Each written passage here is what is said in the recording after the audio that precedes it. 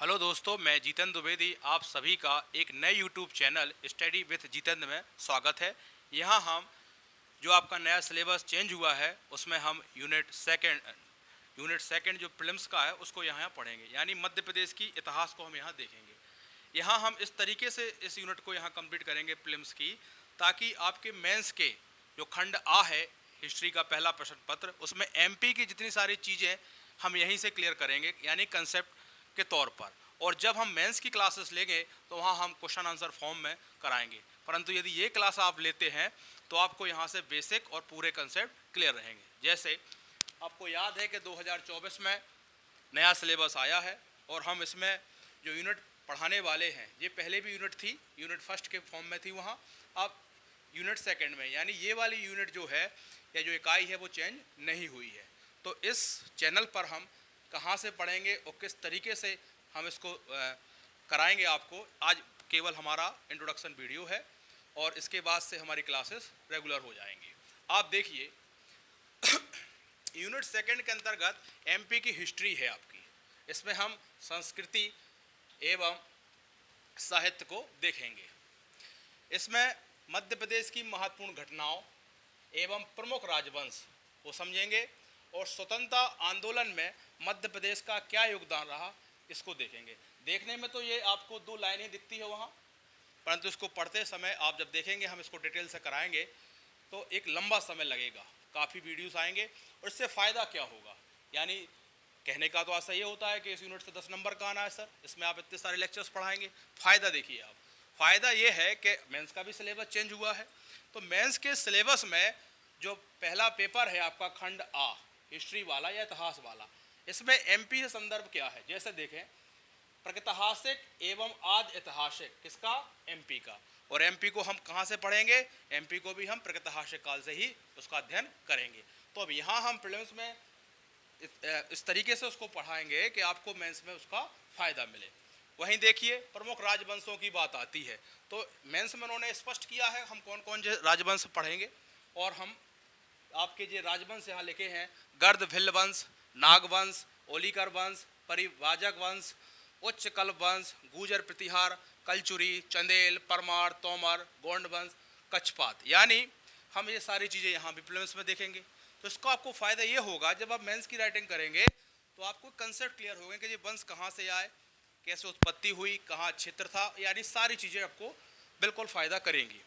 उसी के साथ इकाई 3 में मध्य प्रदेश में स्वतंत्रता आंदोलन, यानी हम यहाँ भी पढ़ेंगे और आपको मेंस में क्वेश्चन आंसर फॉर्म में लिखने में भी आसानी होगी। उसी के साथ इकाई 5 भी देख लें आप, मध्य प्रदेश की यहाँ प्रमुख रियासतें हैं, जैसे गोंडवाना, ये बुंदेली लिखा है, इसमें हम बुंदेला वंश को देखेंगे, बघेली, होलकर, सिंधिया, भोपाल रियासत, तो कहाँ तक देखेंगे, स्वतंत्रता प्राप्ति तक इसको समझेंगे। तो हम पढ़ेंगे तो यूनिट सेकंड ही, पर इस तरीके से उसको हम यहाँ आपको लेक्चर देंगे कि आपको मेंस में ये सारे टॉपिक फ़ायदा करेंगे। और इसमें आपने देखा होगा मेंस में इकाई 4 भी है, वो भी यूनिट सेकंड पर ही क्या है, डिपेंड है पूरी तरीके से। जब हम आपको उसको कराएंगे तो आप समझ जाएंगे, जैसे उसमें विश्व के पर्यटन स्थल है ना। और आपके देखा जाए इकाई 4 में मध्य प्रदेश के विशेष संदर्भ में प्राचीन काल से आधुनिक काल तक विभिन्न कला प्रारूप, साहित्य, पर्व, उत्सव एवं वास्तु कला के प्रमुख पक्ष हैं। वहीं मध्य प्रदेश की विश्व धरोहर स्थल एवं पर्यटन है। ये सारी चीज़ें आप यूनिट सेकंड में पढ़ते ही हैं, पता ही है कि ये यूनिट आपकी चेंज नहीं है। तो हम इस तरीके से इस यूनिट को यहाँ से कंप्लीट करेंगे कि ताकि मेंस का जो 75 नंबर आपको एमपी से मिलना है उसको आपको आसानी से यहाँ क्या हो, प्राप्त हो जाए। बाकी आपको पैटर्न तो पता चली गया होगा, नहीं तो कोई स्पेशल वीडियो लेकर आएंगे, हम बता देंगे आपको कि अब आपको शब्द संख्या 20 है, शब्दों की संख्या है ना, और 60 शब्द हो गए हैं।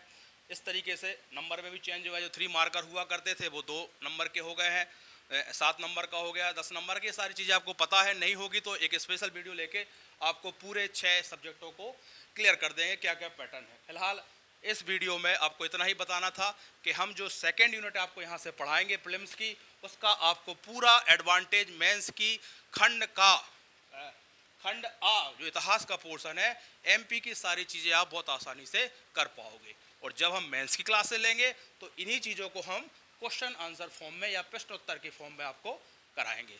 तो हमारे ये वीडियो आपको 10 तारीख से अवेलेबल हो जाएंगे। पहली क्लास हमारी रहेगी मध्य प्रदेश का इतिहास से, जो कि हम प्रागैतिहासिक काल यानी पाषाण काल को कंप्लीट करेंगे।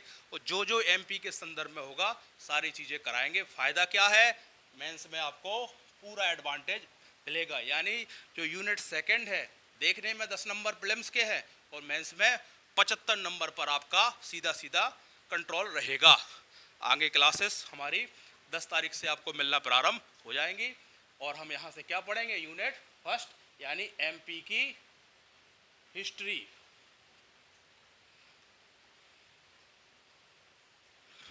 ठीक, बस यही बताना था।